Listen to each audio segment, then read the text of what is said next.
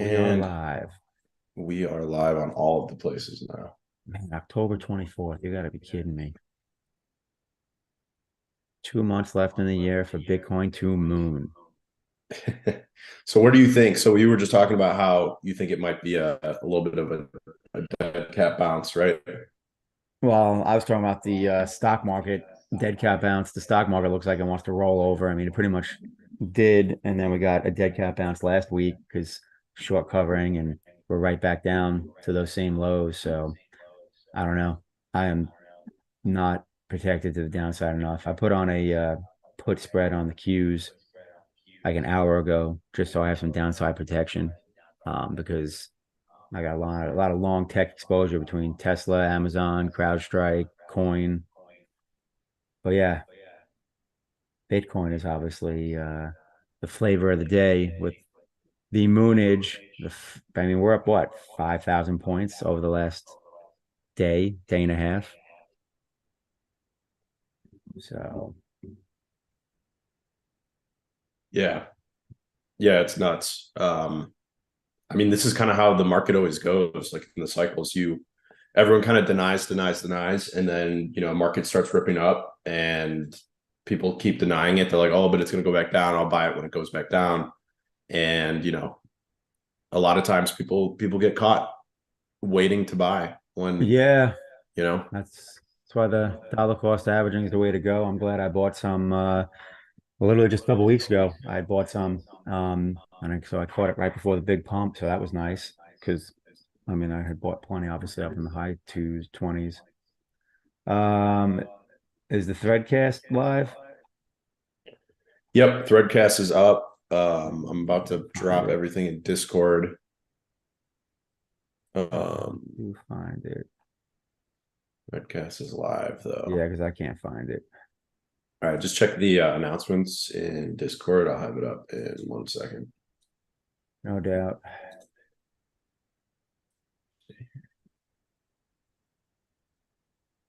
All of the streaming.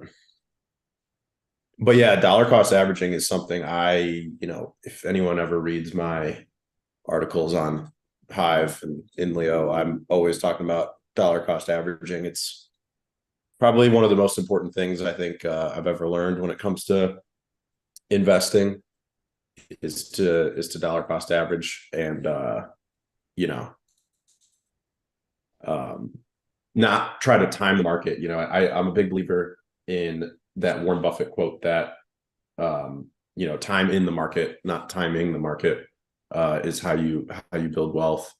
Um, so I've obviously had a lot of time in the crypto market, which is why I've done pretty well in it, I would like to say. But I think for a lot of people, they try to jump in and out and they try to pick their timing and pick the way that they're um, pick the moments of the top and the bottom, and I just don't see that as a viable strategy. I think even if you look at the best players in the world, they've got way more information than you. They've got more money than you. They've got more leverage than you. Um, they have teams of people working for them. Like it's the fact of the matter is, I just don't think that you can beat them when it comes to timing the market. And investing is a player versus player game, in my opinion. Um, so the best way to beat them is to be invested for the long run. And I dollar cost average in and dollar cost average out. So what that means is, like, for the past basically 18 months since we started to dip below 30K, I've been buying Bitcoin, and mostly just Bitcoin for the most part. I've been buying a few alts, obviously. I've been buying some Leo, some Rune, but I'm not like, I put up a post on X actually, talking about you know my portfolio and how it's changed, and I want to put up a more lengthy post on INLEO maybe later today about how different my portfolio is compared to how it was in the last cycle and the cycle before that. Um, Basically, every single cycle, I've reduced the number of coins that I'm holding, which is kind of interesting. Um, to look at, like, in the first cycle that I was ever in, this was back in like 2015 is when I kind of started to build a portfolio in crypto seriously. And by the 2016, 2017 bull run, I think I had like 30 altcoins in my portfolio. Like it was crazy. Obviously it was the summer of altcoins. Like it was, altcoins were everything back then. It was, when things initially started to kind of take off. But I, obviously just held a shit ton of altcoins, and it complicated my portfolio in a lot of ways. And some of them performed better than others. But ultimately what I learned is that if I were to have, been more deeply invested in a few altcoins that I, had a more nuanced understanding, I would have made a lot more money. So, again, a Warren Buffett quote, put all your eggs in one basket, but then watch that basket very closely. So, that's kind of the philosophy I've taken, and I've just seen my portfolio get reduced and reduced in terms of the complexity and what I'm invested in.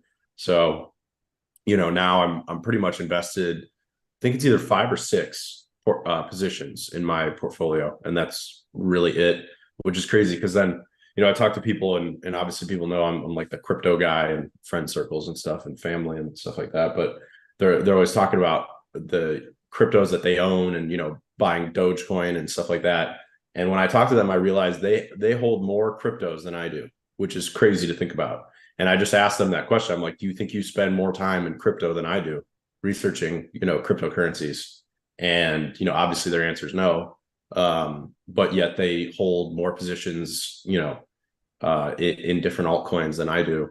And really, if you ask them what each coin does, they've got kind of like a locker room mentality towards it, I like to say, which is that they heard about it in the locker room. They know, the quick elevator pitch of, oh, this, coin does this. But beyond that, they really don't know anything about what's going on with it. So that's just one of the biggest lessons I've learned from cycle to cycle. And I want to keep talking about that because I think it's important to keep a lot of the things we've learned in mind as we enter the next phase of the crypto cycle, which I think is kind of heating up right now. Like I'm starting to hear people talk about Bitcoin and crypto now, when I'm just out and about, which is very reminiscent of, the last 2 bull runs where everyone started to talk about crypto and how they're buying into Bitcoin and stuff like that. So it's interesting. We're at the cusp of the bull market, in my opinion. Potentially. I mean, one never knows what the catalyst is. Obviously, everyone talks about the halving, but that's not happening for another, roughly 6 months, 7 months. All the talk right now is about the BlackRock spot ETF, and that's sounding like it's in the imminent future. They did officially get issued a ticker, IBTC. And oh wow, I didn't even forget. see that. When did Oh that yeah, come I out? wish I would have saved this news because I can't remember. It's like the Department of whatever, basically the entity firm agency that covers like all, I don't know, like the clearing and back end and blah blah blah blah. Like they issued BlackRock a ticker symbol, and it's like you don't really usually issue a ticker symbol unless something's probably going to happen. It doesn't mean it's happening today, but so this is everything I saw. I was just like, I'd be very surprised if there's not a live BlackRock spot ETF by the end of January, and if not sooner. Yeah, I agree. I definitely think we'll see the I think we'll see the ETF before the next halving comes. And I just don't, I think the funny thing, and this is what I've kind of talked about with a few different people, is that most people, I feel like most people don't realize how planned this all seems. Like, is it a coincidence that we've got all these different ETFs that got their applications launched pretty much at the same time, and then is it also a coincidence that all of their hard dates are like right before the halving? I just feel like it's a little too, I watched a lot of detective shows growing up, and I just feel like it's a little too much of a coincidence. So, I'm not much of a conspiracy theorist, but I do tend to think that this feels a little obvious in terms of timing, and and the way the market has moved, where we've got big volume buying Bitcoin. Like it's not small volume; it's a lot of Bitcoin is being bought, and a lot of that Bitcoin is being moved off centralized exchanges, which to me is like a fascinating thing to watch, the inflows outflows of Bitcoin. So I've just been getting, I mean, over the past couple of months, I've just been getting uber bullish, and I've been slowly converting all my stable coins back into crypto. I Oh, think nice. this is the time. Yeah, and you know, I'm actually writing an article right now, and it's basically talking about how this, like, if you were to buy, you know, in the last 6 months, it might have been a little bit harder to buy than it is right now, in my opinion. Even though maybe your initial instinct tells you the opposite. Like you see Bitcoin go to 35 and you're like, oh shit, I'm going to wait for it to go back down to 30 before I buy back in because now it's too high. But actually, if you try to remove the emotions from it, try to forget what the price just was, and just look at the market for what it is right now, your risk of buying is actually a lot lower right now because the market has already started to get some juice behind it. And the difference is if you buy in the middle of the bear market, you don't know that you're in the middle of the bear market. You don't know when the bear market's going to end. You don't know if the bottom is in. But if Yeah. you buy at a moment like this, you're kind of buying on the way up. So you're entering the market, you know, with a lot less risk, in my opinion. And yes, you're going to make less profit than if you had bought at the bottom. But nobody, like I said, it's time. It's not about timing the market. It's about, you know, dollar cost averaging, being smart, you know, investing for a long period of time.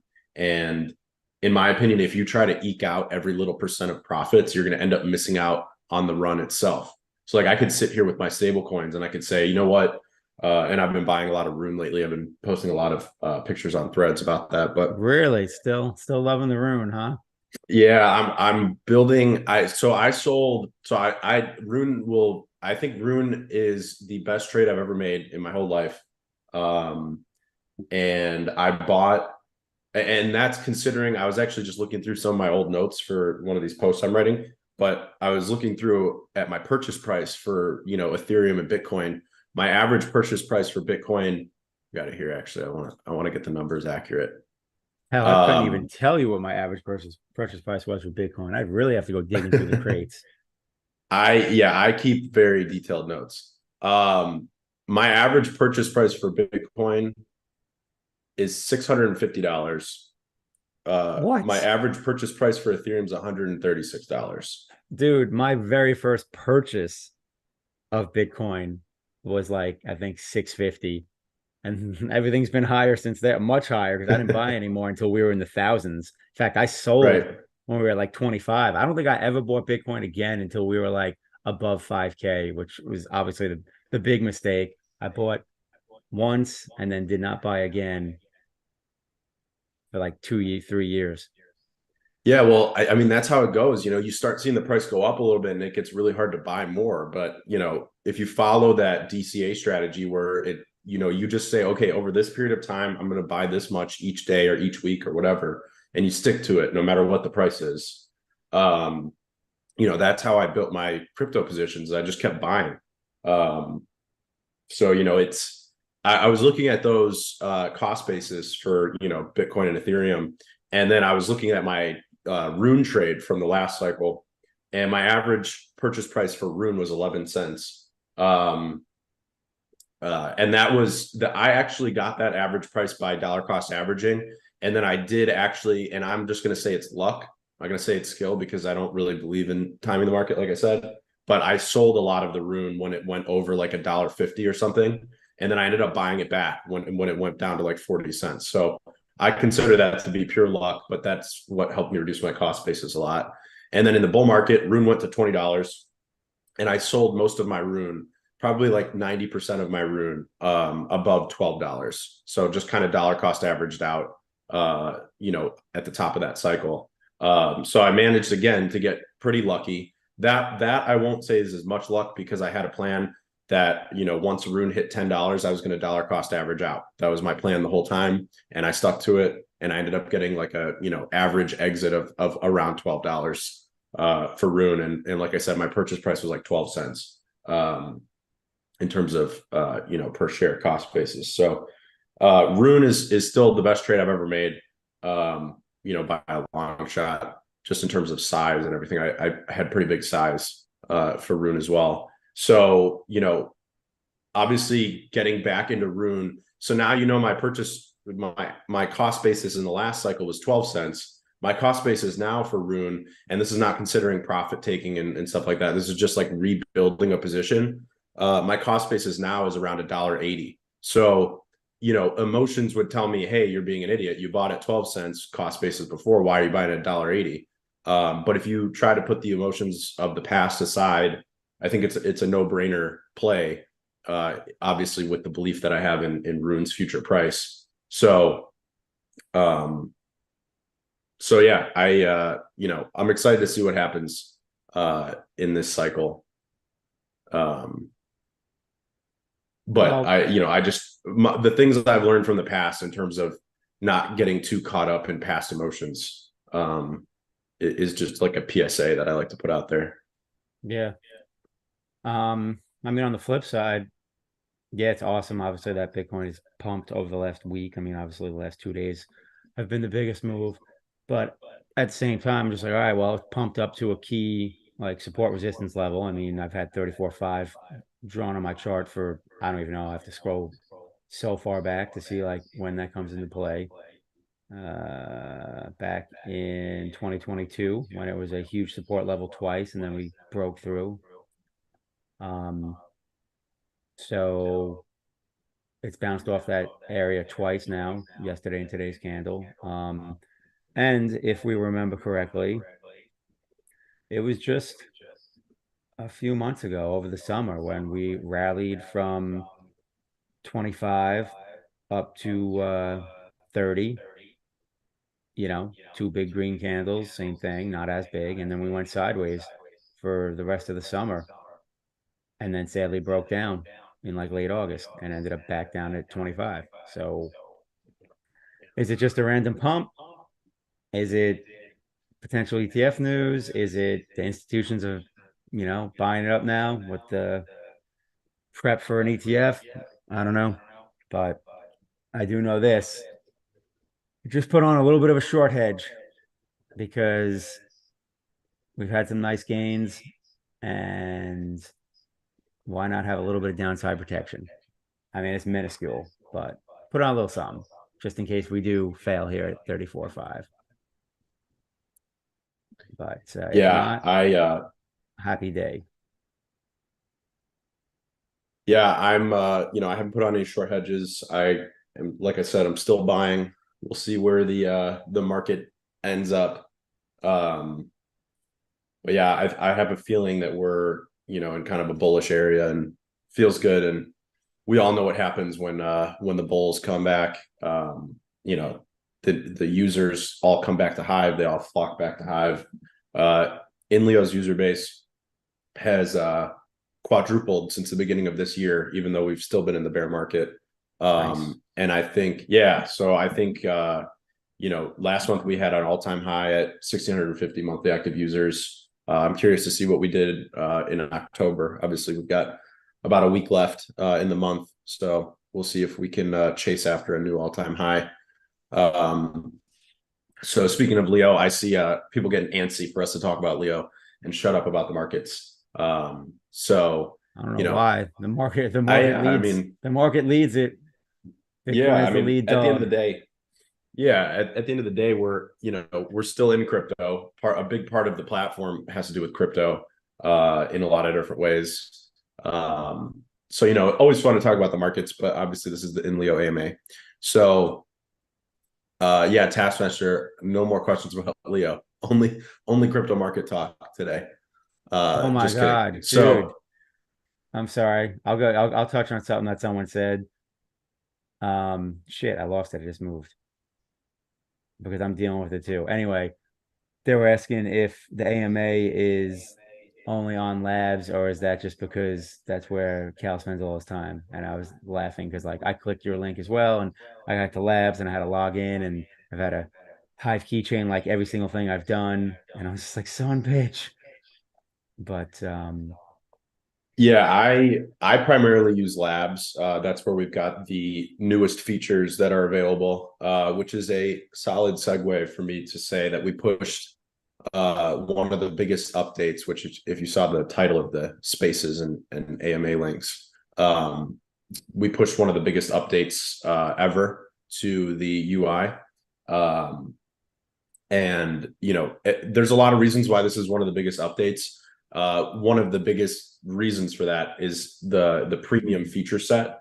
So integrating premium actually required like an entire rewrite of how a lot of features work on the UI. And a big reason for that is obviously if you're a premium member, you're basically now in like a separate pool of users than non-premium. So like you get access to different features and different pages that other users don't get. So it's almost like you have a separate version of the UI. I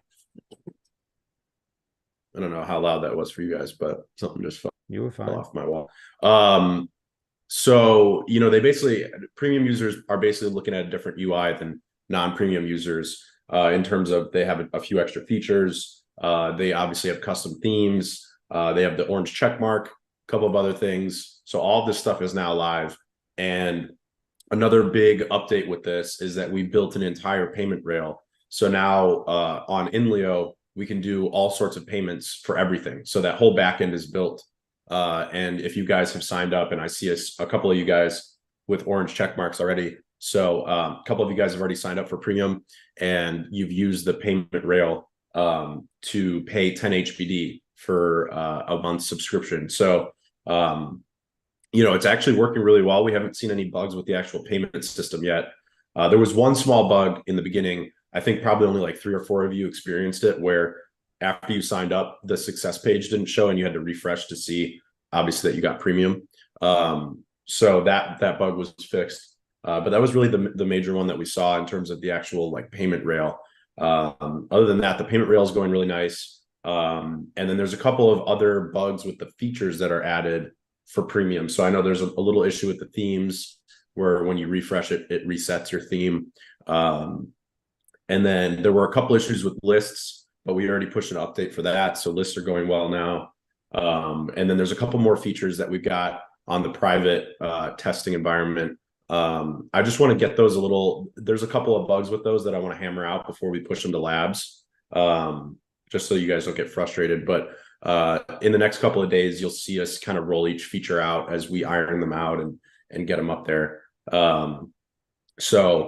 So yeah, a bunch of cool stuff is already live in this update. So obviously the premium pages that are added, lists are added. So now you can make public and private lists, and then you can follow lists. And Taskmaster was asking what a list is, and he was joking because he doesn't use X that much. But my answer was they work exactly like X lists, and his answer was, well, I don't use X. And I was like, all right, not a great way to explain it then. So basically a list is a custom feed that you can build.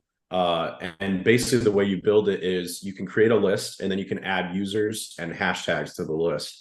So for example, if I want to create a list of crypto and I want to see crypto content in that list, I can create the list and then I can add people who tend to talk about crypto. So like I can add, Scaredy Cat Guide, I can add Addicted, and a few other users, let's say, who talk about crypto in threads frequently.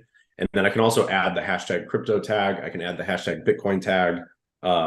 So then any threads that have those hashtags or are created by those users populate that list. And that list gets its own feed.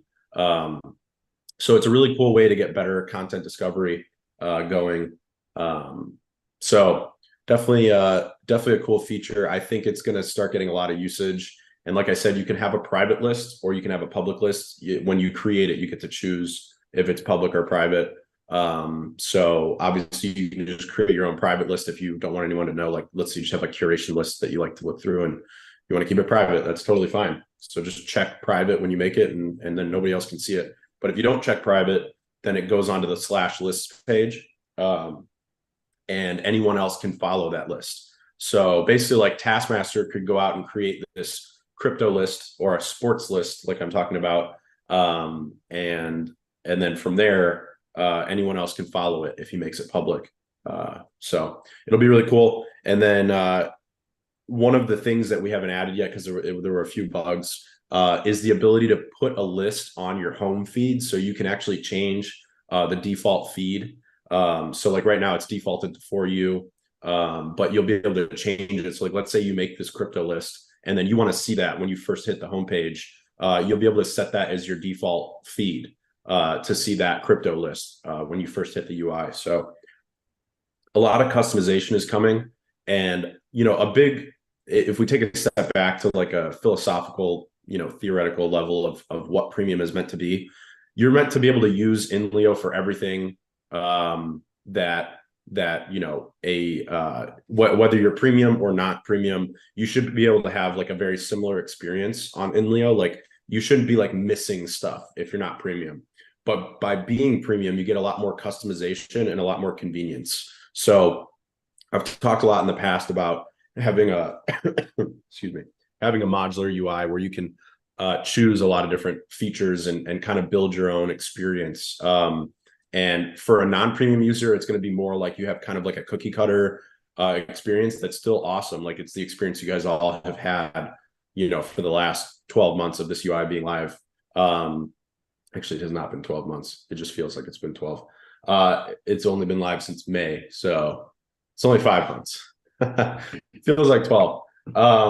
So you still have the same experience that you've had this whole time. But if you go premium, now you'll be able to start customizing stuff. So themes, lists, feeds, all sorts of stuff like that. You'll be able to customize stuff. And then another big feature of premium is being able to stand out. So like in the For You feed, you'll start to see a lot more premium users kind of rank higher than non-premium users. So, I've put this out there that I think if you're a premium user, you're going to start earning a lot more upvotes than if you're not a premium user. And that's not to say that it takes away from not premium users. I think it just is like a whole addition for people who are premium. Like you already see in this threadcast, if you're in here, there's a few people with orange check marks and they like just kind of stand out a little bit more. And that they're paying every month to support Leo and support Hive by being premium members. So I just saw a nifty post and it looks like he just joined premium too. So welcome to the premium fam. So yeah, I think premium is going to be a huge kind of step function change in the way that people use INLEO. It will be interesting to see how it progresses.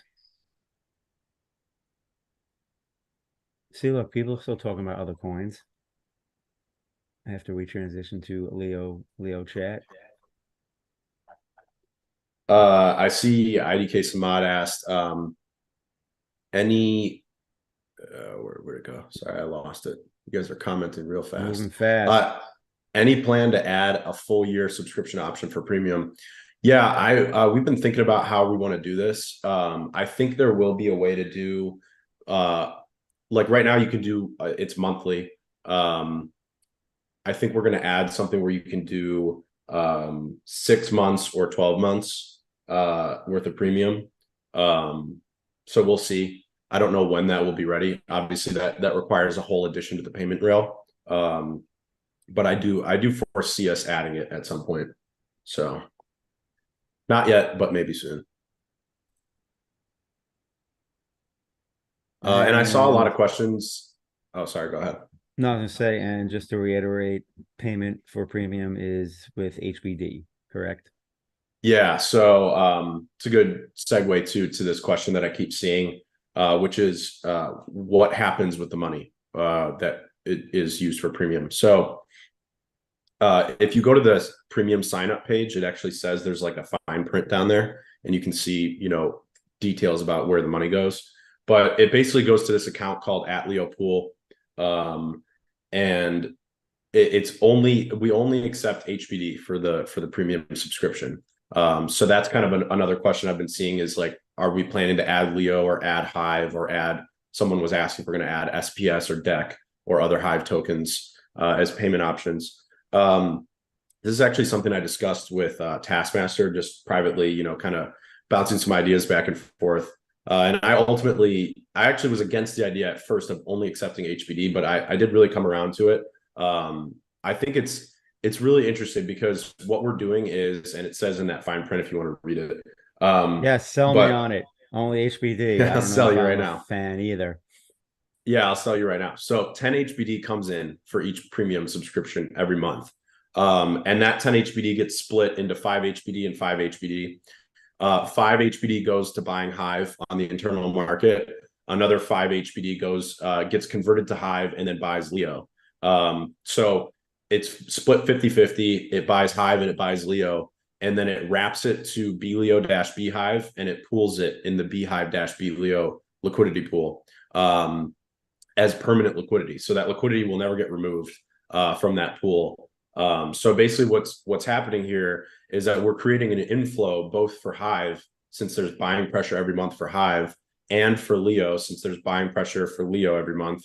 And then we're taking the funds that, obviously get bought in terms of Hive and Leo, and then we're pooling it as permanent liquidity, so that the liquidity pool basically will just be an upward, up into the right curve, where whether we have one subscriber or 1,000 or 10,000 subscribers a month, that liquidity pool is just going to constantly get bigger and bigger.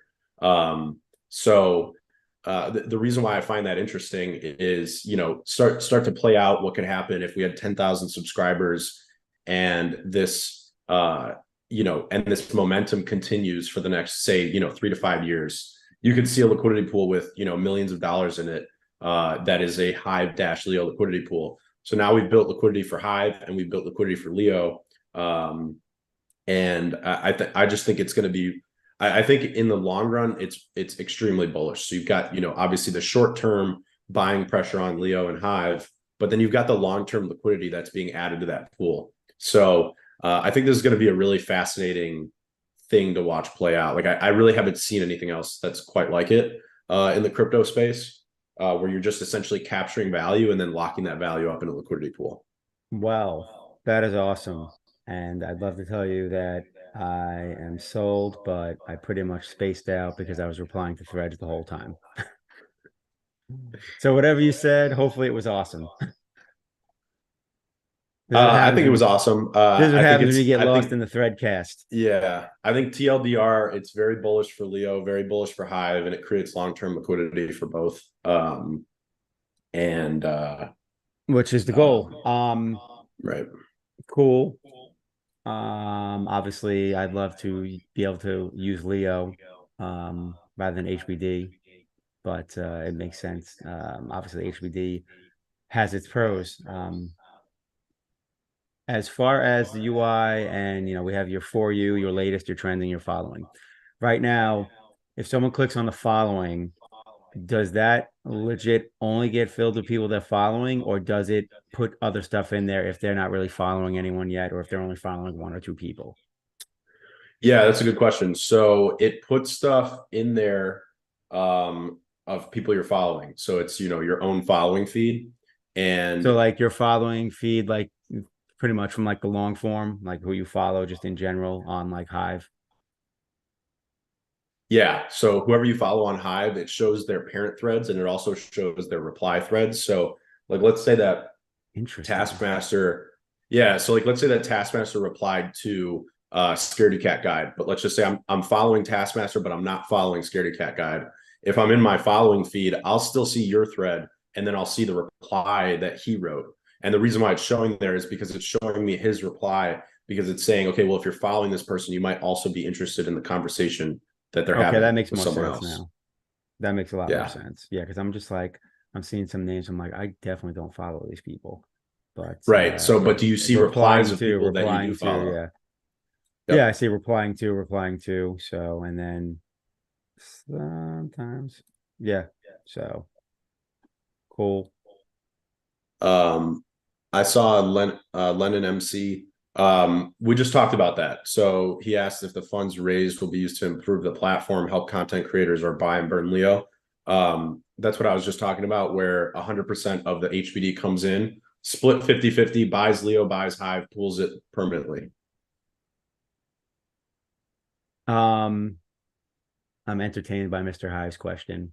I don't think the price fluctuation of HBD, the penny or two up or down, is going to impact the cost of subscription. So if HBD is $1.02 right now, it's still going to be 10 HBD. It's not going to be like Right. 9.98. Yeah, it wouldn't be worth doing the math on that.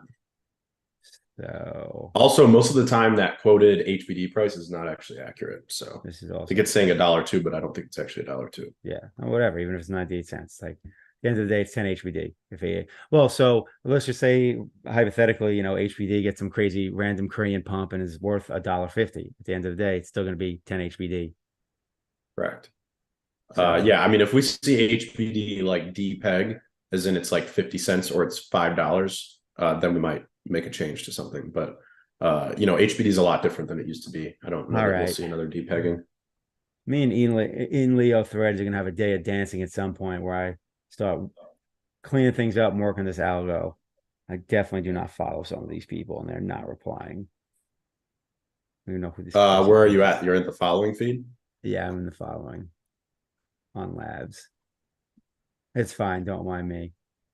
I'm playing devil's advocate lately. I also was the one that was complaining about the overall quality of threads, but at the same time, a piece of that is you see everything. It's not like where you go to X and you're basically just seeing who you follow. And it's like on X, I literally follow like maybe 15 people, and 12 out of 15 are pretty much talking about crypto.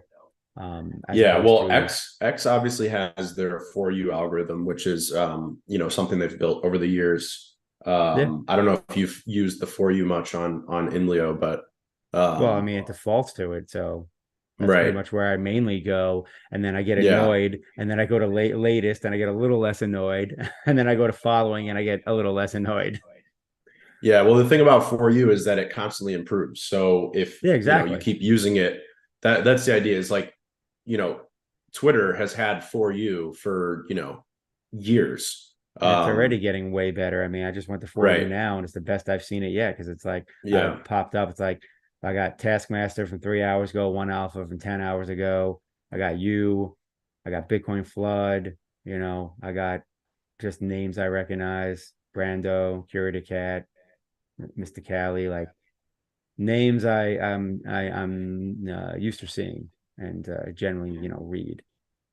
IDK Samad, None So Rights. So yeah, this is actually that's amazing.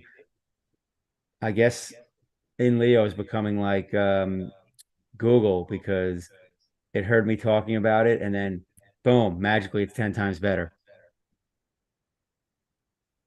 Magically, I'm getting Yep. the ads or whatever I was talking about. Yeah, we are pushing a lot of updates. Let's put it that way. The team is bigger than it's ever been. The updates are rolling out faster than they've ever been. Um, so I'm Anyway, excited about where things are at and where things are yeah, headed. just Yeah, throwing out Cat finally random figuring out feedback. threads. Yes, Taskmaster. exactly. Well, I'm throwing out random feedback that the average user is probably having the same thoughts and the same feelings because at the end of the day, I feel like that's the best thing I can do is represent the average user and try and do what I can to help improve that experience, whether it's just through knowledge on the end user side or just feedback on the UI. Yeah, Addicted came in with the math on HBD. Has a hard cap of $2 because of conversions. Conversions on chain have gotten a lot of updates since the last bull cycle. So, I think the days of seeing HBD at $10, $15 is over. Obviously, we all loved it while it happened. But I would much rather see I'd much rather see Hive go to 10, 15, $20 and HBD be our stable coin because we can use it for a lot of cool use cases like premium subscriptions, only Man, Leos, which is on the verge of being released, which I can talk about after we get off the topic of premium. But I'm still seeing a lot of questions about premium. So, do rankings have an impact on premium services? So on the For You feed, you'll start to notice that people who have the orange check mark start to rank higher. They'll rank a little bit higher and higher on the For You feed. So it basically adds a little bit of weighting to people with the check mark. So you'll start to see that they let's say that they got 2 replies versus a non-premium member that got 3 replies. The person with 2 replies, because they're premium, might rank higher than the person with 3, even though you would think it's vice versa. So it's a very minor ranking update, and it doesn't hurt people who are not premium because they still rank. Like it's not like we're removing people who aren't premium from the rankings, which is actually what X does. They literally remove you from the rankings. But with INLEO, we're just making it so that the weighting is a little bit in favor of people with premium on the For You feed only. So yeah, it does have a slight impact. That is too funny. I'm just like, oh yeah, I should sign up for premium, and then I'm like, oh, I don't have an A-Liquid HBD, and I just put a bunch into savings like 2 days ago. Whoops, Got to buy some HBD. too funny. Um, Yeah, I suppose. yeah, and the thing is, I've put this out there. This is my prediction, and we're gonna start tracking this because I'm just kind of curious for my own curiosity, but also because I think it'll be a good selling point for getting people to sign up to premium. Um, we are, in my opinion, if you look at the rewards of authors who are not premium, or sorry, look at the rewards of authors before they got premium and then after they got premium. I think after you get premium, your rewards are going to be, 20, 30, $40 more every single month. For various reasons. Obviously, I just think you're going to get more upvotes in general because you have the check mark. And then, people who have big stake in Leo and Hive will know that by having that check mark, you're actually supporting buying pressure for Leo and Hive. So it kind of creates an extra incentive to upvote you. And then obviously we've got Leo.voter and everything. So I actually think the check mark will more than pay for itself in like a week of having it. And then obviously the next 3 weeks are, free rolling if you want to look at it that way. But obviously this is all kind of speculation. It's just my personal opinion of what I think one of the big benefits of having the check mark will be, which is just getting more upvotes and earning more. I actually think like you're almost like putting $10 in, but you're going to get more than that out in upvotes. Obviously, like I said, there's no like circle jerk of like, oh, if you have premium, you're just automatically getting a bigger upvote. But I do just think that that's going to be a general trend just because of how the incentive structure works. Like, think about that. Anybody who holds Leo power is incentivized to upvote people who have the check mark more so than people who don't. So just kind of an interesting incentive structure, in my opinion. Yeah. I think if you're an active user of Threads, premium is a no-brainer. I just saw someone comment that. I agree with that. Well, I guess that, you know what, that's gonna be interesting. I'm sure someone will figure it out. It's like, what's that threshold, like, in terms of a value proposition? How active does one need to be? Is it, once a day, several times a day, once every few days? That'll be interesting to Yep. see if someone kind of like puts out a thread or a post with an analysis of that after like the first, month or few months. Time Travelers asked, would the checkmark need one to pay only the fee, or would there be a KYC? Yeah, there's no KYC. I mean, I know that that's like a huge thing of, X is doing that to like verify people and kick out bots.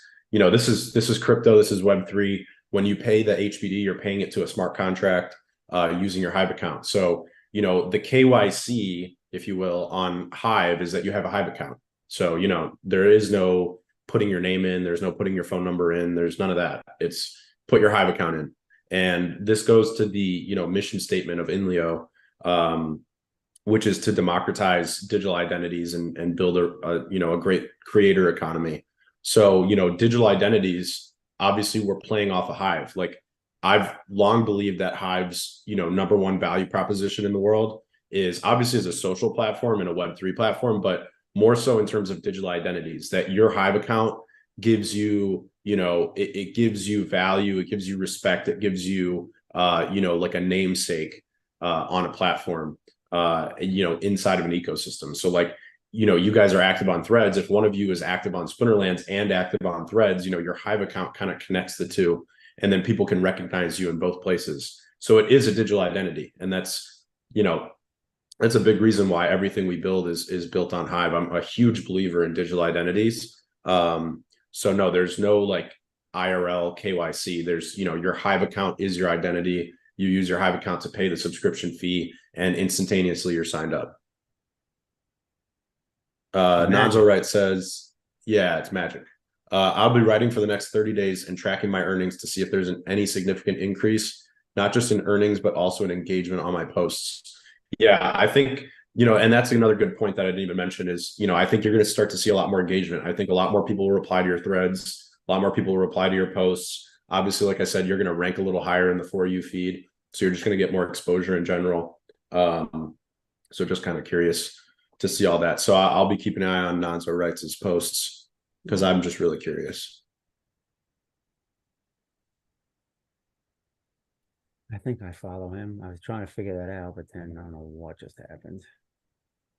Tommy Ajax said, I hope that a fair and transparent content curation system can be maintained to ensure that high quality posts are recognized regardless of subscription status. Yeah, like I said, there's no okay, if you're a premium member, you get 10 upvotes per day. And if you're not premium, you get one.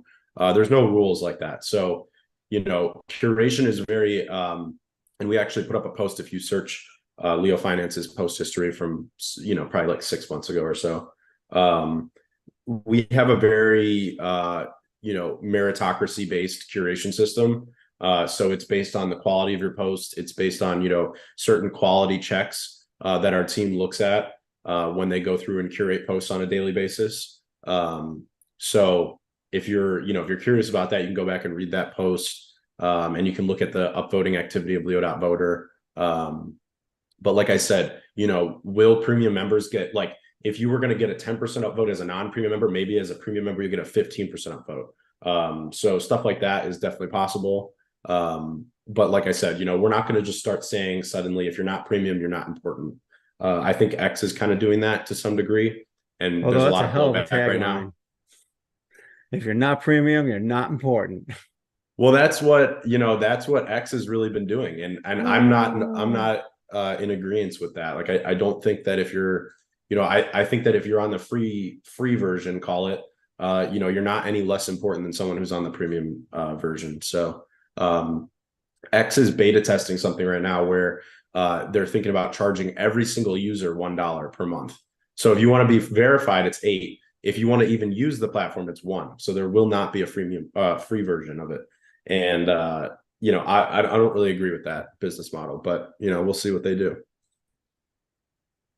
Yeah, it's interesting considering I don't know if now's the time for trying to squeeze more money out of people as consumer spending starts to shrink a bit. And, you know, seems like even Tesla's feeling the effects of it with margins shrinking. But we shall see. Qdis keeps asking about the wallet claim protocol. We put up a bunch of updates about that. Once a user reaches $10, they'll get prompted to claim their wallet continuously. If they want to claim their wallet right now, they just have to sit tight and wait until we release it. So that's the current status of that. It will be released soon. But obviously, once they reach a certain dollar threshold, the UI is going to really bug them to download their keys. And obviously, you can also at any time make an account and take the keys right off the bat. So if you're asking that because you created or someone created an account and wants the keys right away, I would recommend using the direct create feature as opposed to Leo Info Light account. Light accounts are intended for people who don't want to custody their keys right away. They want to use the platform, learn about the platform, and custody them later.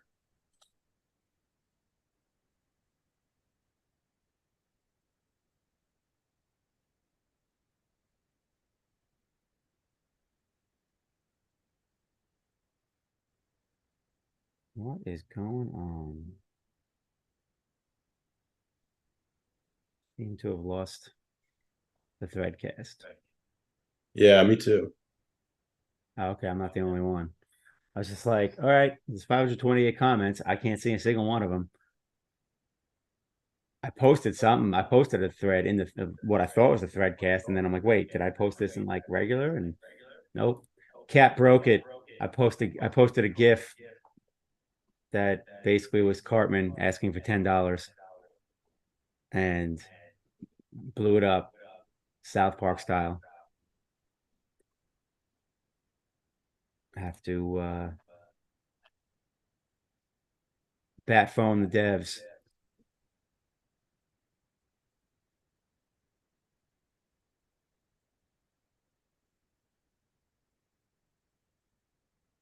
Circling back on something you said earlier while the threadcast is idle.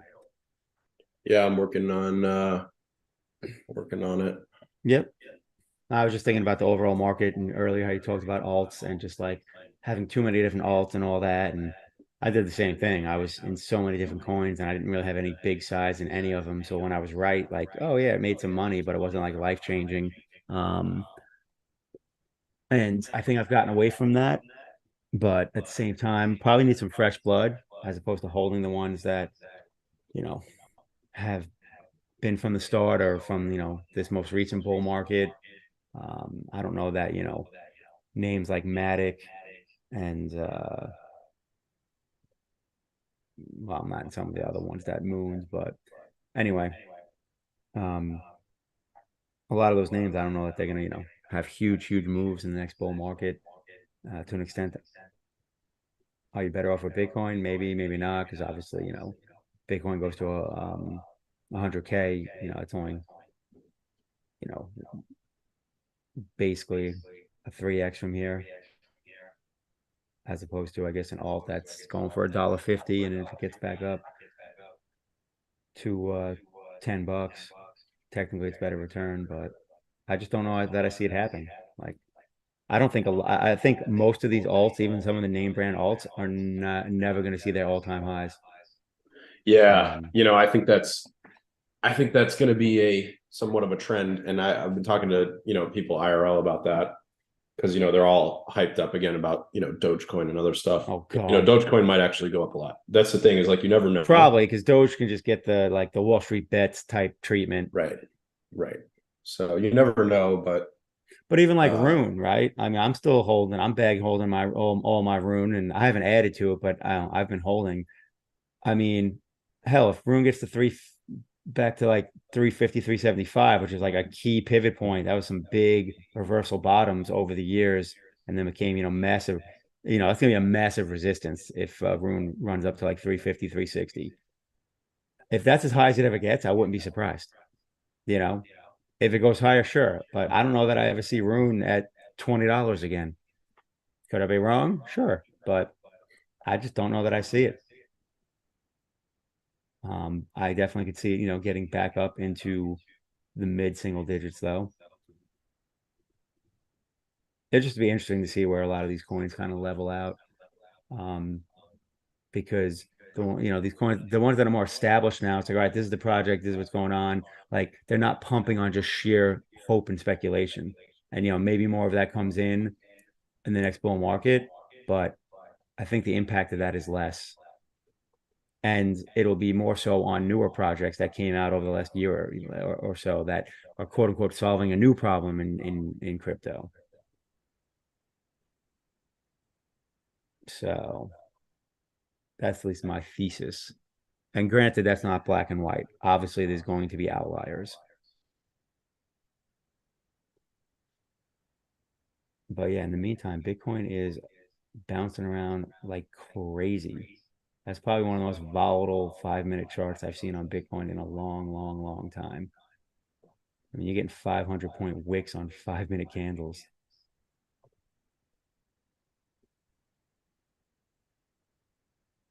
all Well, right.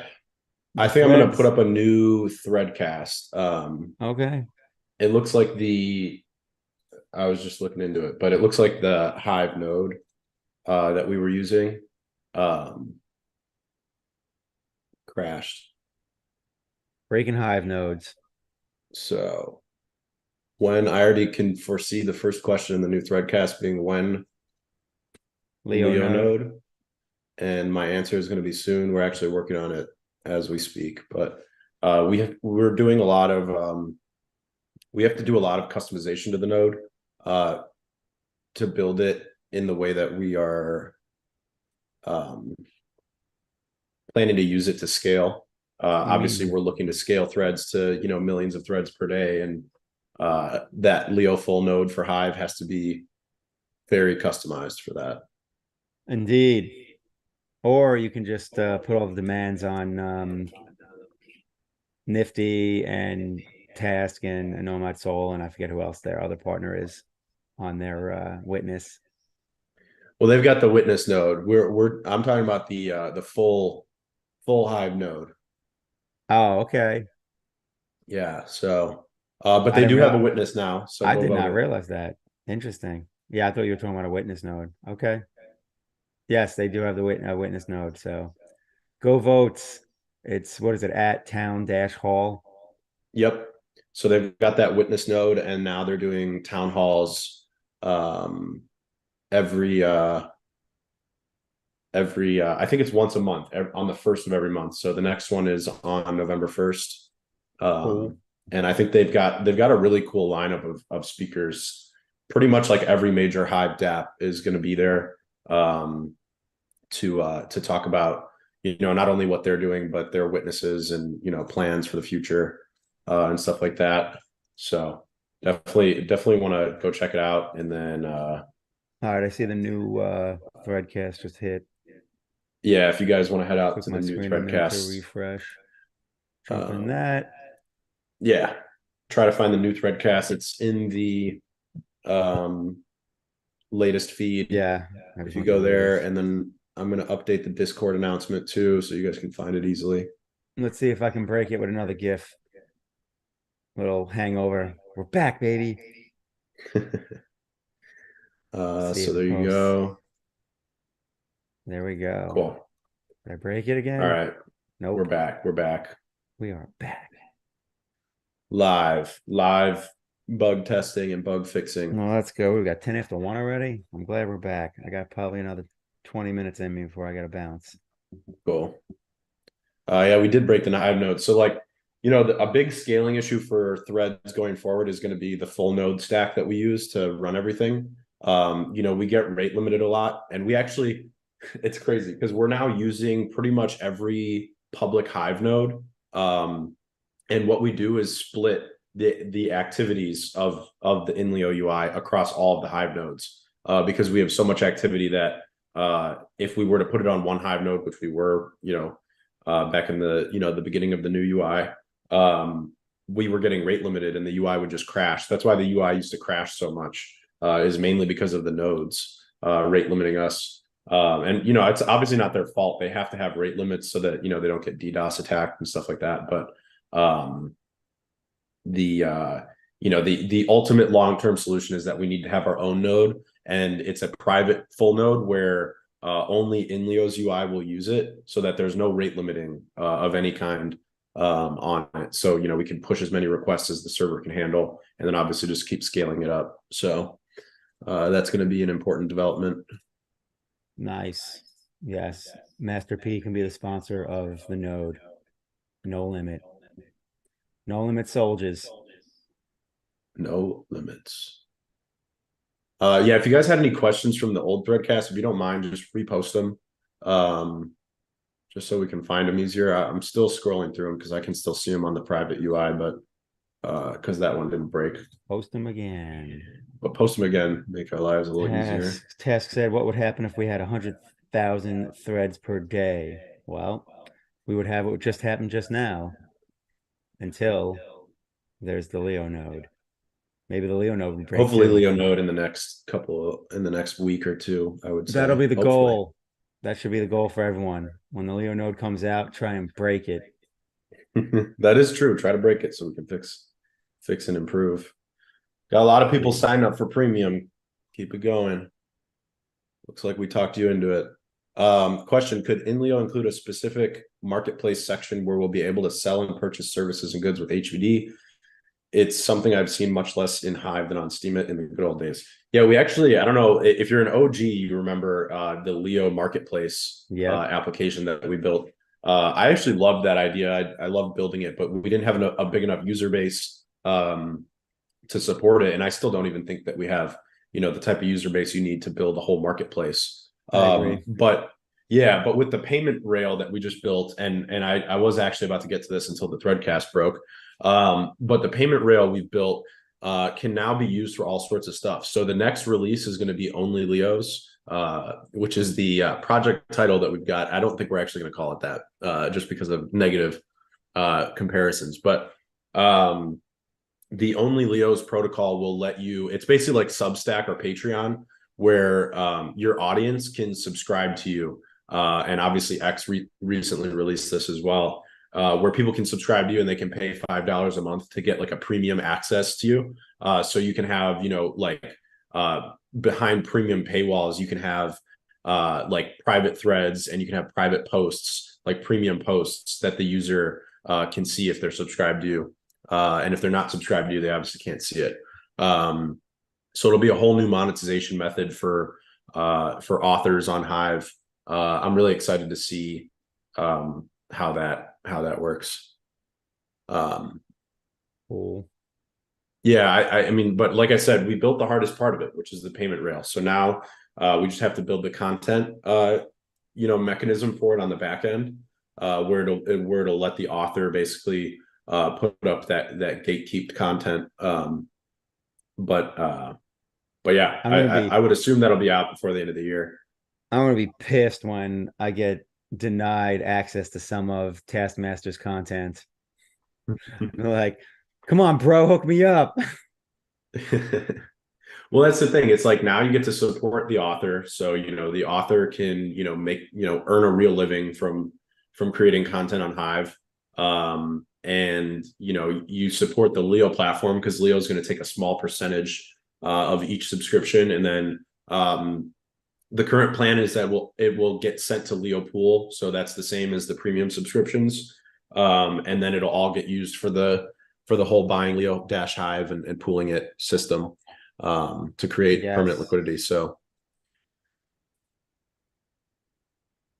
I heard the cat is grandfathered into everyone's feeds. Tokenized Society asked a good question. How do you? Oh, I actually had a different question from him. All right, go ahead. Go ahead. I got one from him when you're done. How do you even do paywalls on the blockchain? Isn't it all visible, or is it taking place off chain?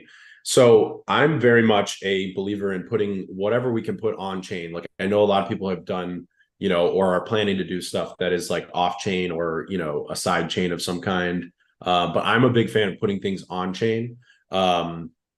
The current model for doing this is going to be encryption. So it will actually be a use case for your memo keys, where the author will be encrypting, let's say that Taskmaster posts, he posts three articles a day on his account for, just like normal Hive blog posts. And then maybe there's a fourth article that he posts every day, or maybe once a week or a couple times a week.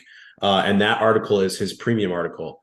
When he posts it, there's going to be a separate option in the UI where you'll toggle that it's for premium subscribers only, as in like your premium subscribers, not all the premium subscribers, obviously.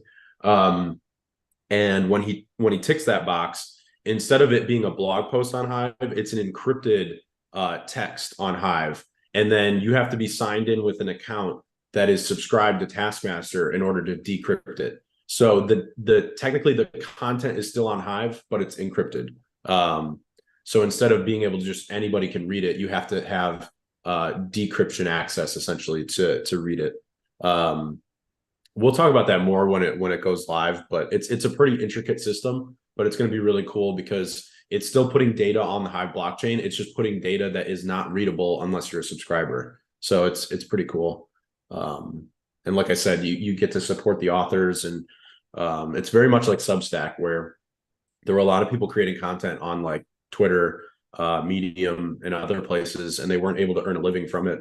But then they launched a Substack, and now they're earning, a full-time living off of it. So pretty cool platform, all on Web3 too, which is much more superior to Web2 counterparts. So Tokenized Society and his orange check mark also asked, where's ad revenue compared to your expectations at the moment, below, above, or as expected? We will have a lengthy post about that on November 1st. It is around where I would expect it to be, but I always think we can do better. So you guys notice that we're kind of always tweaking the ads, in terms of placement. Like there's a new placement recently on our long form articles where it's on the side now too, in addition to being at the bottom. So we're kind of always playing around with it and looking for better ways to monetize all the traffic on INLEO.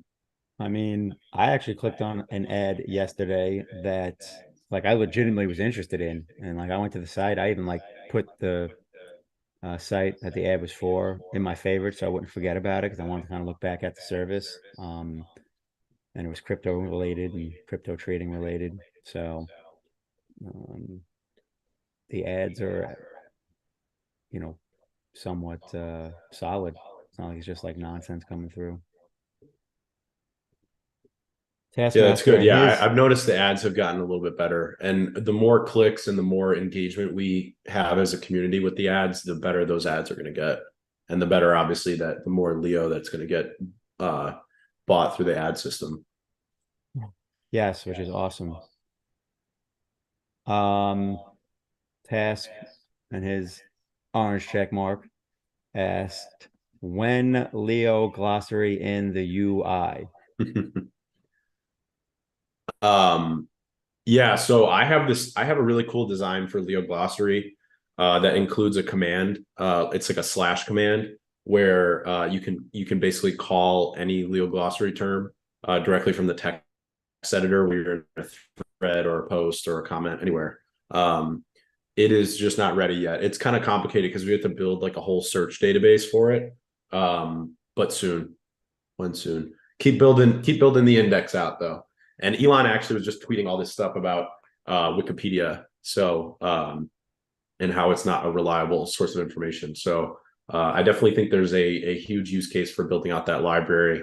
And I know people like Taskmaster and some people who he works with, from the community on it, spend a lot of time building out the library. So in the very sooniverse, you will be able to call Leo glossary terms with a slash command. So hashtag very soon. Cool. Um, I just did a regular thread outside of the threadcast with the hashtag feedback, the feedback tag, because emojis still do not populate in threads for me, whether I'm in labs or regular threads. Yeah, we are working on a bug fix for that. It's kind of annoying and complicated, but we have to. I think what we're going to have to do is rebuild a different module for it, which is annoying because we just built this one. So Gotcha. we'll see. Not the end of the Probably world. I going to mean, be fixed in the next like. if the option wasn't there, I probably wouldn't even think about it or even try and use it. I would just put an old school little colon dash parenthesis smiley face. Yep. Well, there's a little workaround. If you do the keyboard command for your computer to pull up emojis, you can still do emojis. Or Brando if you're on mobile, is for example. Brando's excited about the slash search for Leo glossary. Yeah, it'll be cool because it'll be like imagine that you're just typing about, bonds and then you type, slash bonds and then hit enter. It's going to just populate a hyperlinked text of bonds that's linked to the Leo glossary term for it. And this question, which comes up multiple times every AMA and continues to pop up, is the more people asking again for the ability to pay for premium for like, annually or even longer. So I feel like the monthly's good and maybe an annual option makes sense since a lot of people want it. Yeah, I think we'll do the annual option. We just, like I said, we have to build an extra, essentially ramp for that Yep. payment rail to work. So Yep. I think we will add it at some point. And right now, I don't know if you guys noticed, but there is a countdown clock. So like once you subscribe, if you go back to the premium page after subscribing, it'll show you how many days left of your 30-day cycle you have. Oh, that's Um, cool. yeah, and I don't think this is live yet, but I told the devs I want to add a button there where you can pay early, essentially. So like let's say you're down to like 6 days or 7 days or whatever, and you don't want to have to think about like resubscribing after it already kind of kicks you out. So you can subscribe early and then it'll just add 30 days to your clock. Um, so that will at least be live probably in the next few days. Just so that like you don't have to wait 30 days and like set a timer or something. Well, the good news is apparently we can end the show because B Alicia said, I missed Taskmaster and Eric. They are the best. So apparently we are just chopped liver. Chop Tasking liver. Eric for the win. Eric's MIA. In fact, I'm assuming there's no keyword for this week because I have not gotten anything from Eric, aka I know my soul. Just pinged him. Let's see.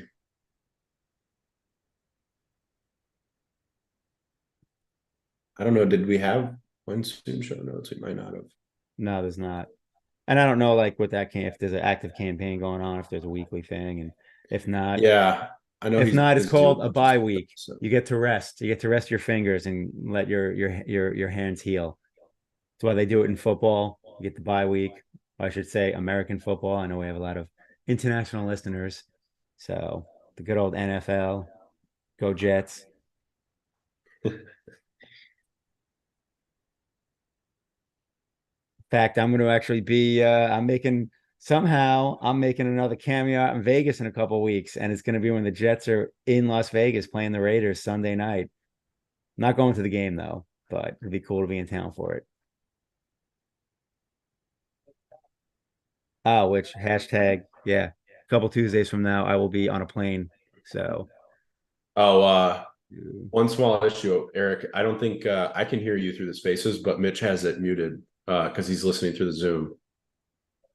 oh, is he in Spaces talking, or is he going to Do you jump want to on? do you want to join the Zoom, Eric? I mean, I can let no, I can if he's just going to be on for a couple I can unmute. I just get an echo, but it's just in my ears. I can deal with it for a few minutes. I'll unmute. All right, I can mute too, so then you won't hear an echo through Zoom.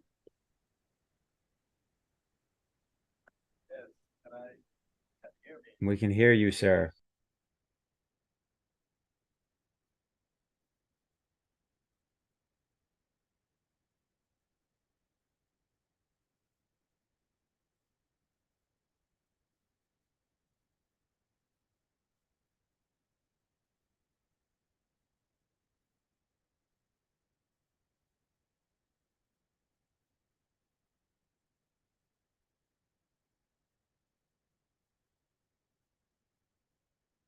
Boom.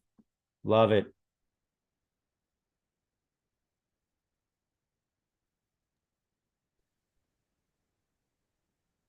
All right. You have I'm now gotten your words, people. The word is there is no word. The word is called more engagement. One more. When more engagement. All right, let's see what other questions we got and start wrapping this up. Wow. John,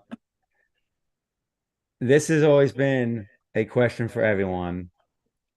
Is it John Golson or John G. Olson? I think it's John Olson, right? Um, but anyway, he put Go Jets killing me and then has Allen, the Bills QB, with a thumbs down. Shots fired. Yeah, we beat you in week one with Zach Wilson coming off the bench. You should be embarrassed. Aaron Rodgers. How do you get hurt in the first series? Gotta be kidding me.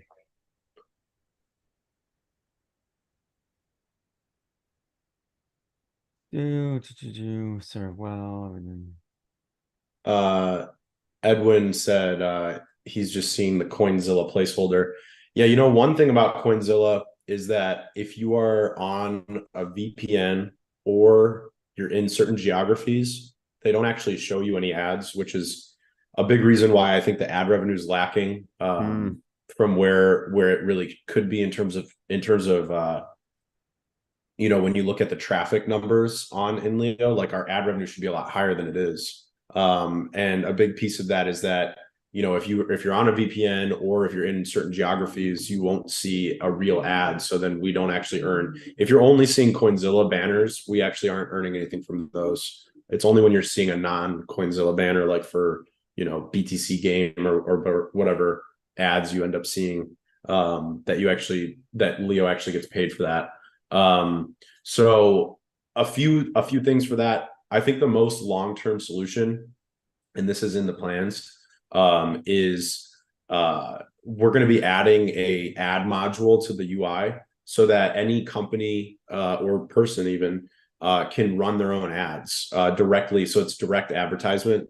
for INLEO, so then we won't have obviously we'll still probably have ad partners that like fill in when there aren't any direct ad requests. But the idea is we get direct ads going, and then any crypto companies, any non-crypto companies, whoever thinks that we fit their target audience, can put ads on the INLEO UI.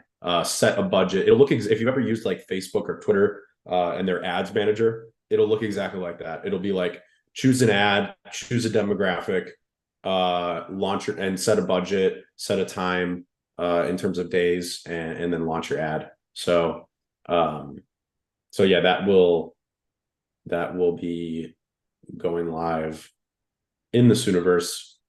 It's my long-term solution to this ad problem, which is that a lot of these ad networks, they only support certain geographies, and then they obviously don't like when you use VPNs. Being that we are a crypto platform, that tends to hurt us a lot because crypto people are very heavy users of VPNs and very much so international. So it's kind of like our demographic gets hurt by being a part of an ad network because of those two reasons. We still make good ad revenue, but we would probably make like 4 to 5x what we make now if everyone saw ads and it wasn't just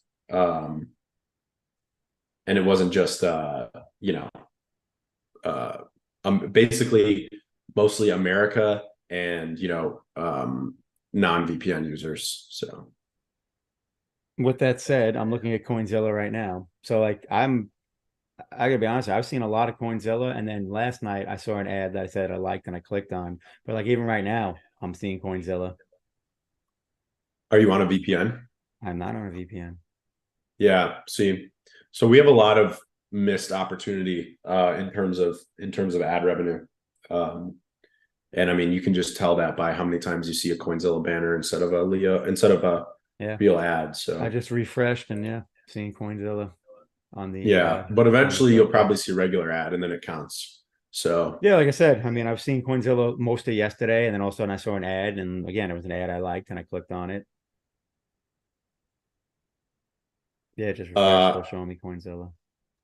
iJets asks a good question. Will the advertisers be asked to pay for those ads with HBD or Leo only? It strengthens a lot the tokenomics. The program will likely accept HBD and major cryptocurrencies, especially stable coins, because most ad networks these days pay in USDT or some stable coin, typically USDT, because that's what everyone really uses. So we're going to be, you have to remember who your customers are. So, obviously for like INLEO Premium, our customers are, people who have Hive accounts. But for, an ad network that we're trying to build out for direct advertisements, our customers are people who are not on Hive. So we want them to be able to launch ads without having a Hive account. Because like, for example, let's just say that like, let's say, like Coin Market Cap wants to launch an ad for their website and they want to launch it on INLEO. In order to launch that ad, like we don't want to have to force them to sign up for a Hive account, get themselves HBD, and then they can launch their ad. We just want to make it like, like I just said, like, upload images of this certain size and banner type, upload the link, set your budget, set your days, and then click here to send the USDT to the smart contract for Leo ads. And then once it's approved, then the ad goes live on the UI. So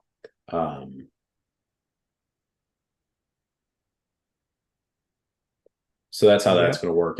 Like I said, you got to cater to your customers, and we're not going to make it hard for companies to put ads on the UI.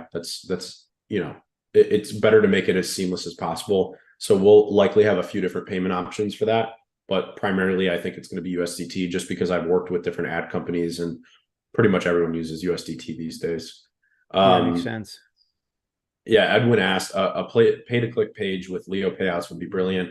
I'd click a few ads between posting. Yeah, I mean, that would be a great way to get booted from ad networks. They definitely don't like, if you basically pay people to click on ads. But you can keep this in mind. Like, we don't pay people to click on ads, but every ad that gets viewed and every ad that gets clicked on generates ad revenue for the Leo Ads smart contract. And that Leo Ads smart contract buys Leo off the market. So if you're a holder of Leo Power, then clicking on an ad is like paying yourself. That's essentially how that works. So sometimes things are hiding in plain sight, and I will admit it did take me 10 seconds to figure it out, but I've seen actually one or two people mention how could they sign up for premium? And the answer is look to your left and you will see a link in between bookmarks and profile on the sidebar. At least on Labs, you'll Yep. see it. I don't Yeah. know. So yeah, premium is only live on Labs right now. We're doing some There you testing go. before we push it live. Probably On will get pushed Labs. live later today. Um, And you'll also see it in the top right. It says subscribe to premium, and there's a big subscribe button. So you can click in either of those places, and it will take you there. Or you can go to labs.inleo.io/premium, and then you can sign up there. Good old Labbies. Yep.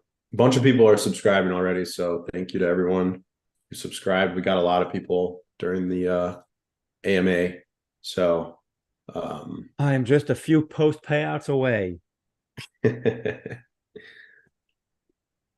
I gotta power down some savings. It'll happen. Cool.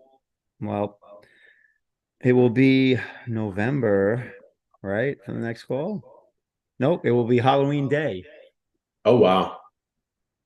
Happy Halloween AMA. At least we got the right colors. We got some orange. I got some black. Yeah, true. Yeah, maybe we should do And a we got themed and we Halloween got the show. scaredy cat.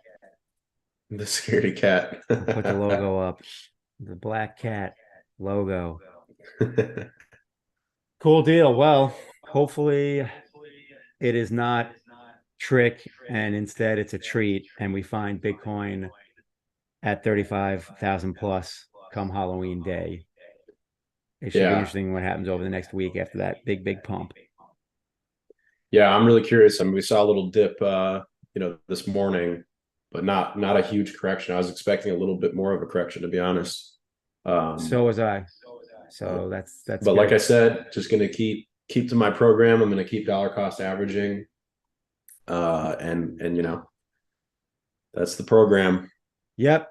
Hopefully we can get consolidation up here and get basically a high and tight pattern because right now we are definitely pulled away from the short-term moving averages pretty hardcore. So wouldn't mind seeing a little consolidation sideways the rest of the week, let those MAs catch up, and then maybe a leg up again and go after the 40K level Yep. would Let's see be it. nice. But Let's see it. cool. Well, until then, get your premium, get your Yep. threads Get you some on. premium. Help us test the new features. There's going to be a lot of new features that get rolled out this week for premium. So lists went live today. Custom themes went live today. The For You feed was updated. The check marks are out. Bunch of other stuff, and you'll just kind of keep seeing it roll out as we hammer out the bugs. If you guys notice any bugs, please use hashtag feedback so that we can fix them quickly and get them rolled out. And then, like I said, we're going to roll out premium to the production UI probably later today. I just want to get there's a couple of bigger bugs that we've noticed and you guys have reported. So once those get ironed out, we will be pushing everything to production hopefully by the end of today. But tell your friends to subscribe to premium. I see that a few seconds ago, Alo Kumar 121 subscribed. Nice. So he's usually active in the threadcasts. So welcome to premium. Boom. Sweet. We See you will all see you on. guys for the Halloween episode. Yes, we'll see you on Halloween. Poke the cat so he can buy premium. Ah, there you go. I like it. All right, All y'all. right. Have a good week, and we will see Yep. you on the next one. Peace out.